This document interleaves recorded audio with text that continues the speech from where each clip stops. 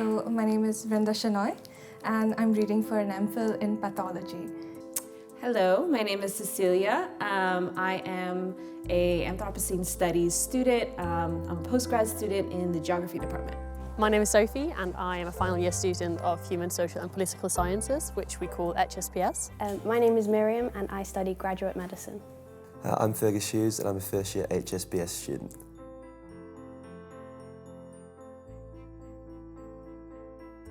So I grew up in a very different environment. It wasn't a lot of wealth that I grew up in. So I never thought that I could dream of getting into a place like Cambridge and St. Edmunds. So it never even crossed my radar. But then in college, I met my partner.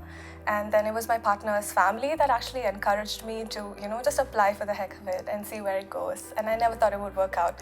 So yeah, it was a lucky stroke, I guess. So I decided to study medicine sort of a couple years after I finished my undergraduate degree. I worked in the theatre and the arts sector for a couple years before studying medicine.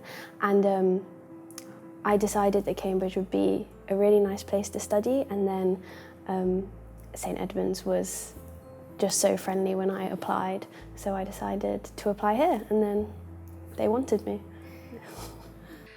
So, I guess it kind of began with my acceptance into the Posse Scholarship.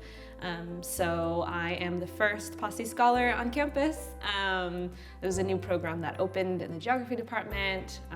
My mentor back in New York told me, this seems like the right program for you. You should, participate and you should, apply and see what happens, right? So I applied, I went through the first round, the second round interviews, I got in, and yeah, I just kind of fell right into this place. And I'm very, very thankful because it's one of my favorite places on Cambridge. As most Danish students, I decided to take a few gap years after school. I kind of realised that if I'm going to work until I'm 70 anyway, I might take a few years out and work and travel and figure out what I want to study. So I did that for a few years and worked in various different jobs. I was a full-time teacher. I went backpacking to find myself. And somewhere along the line, I realised it would be quite fun to see what would happen if I applied to universities in the UK. So I gave it a go.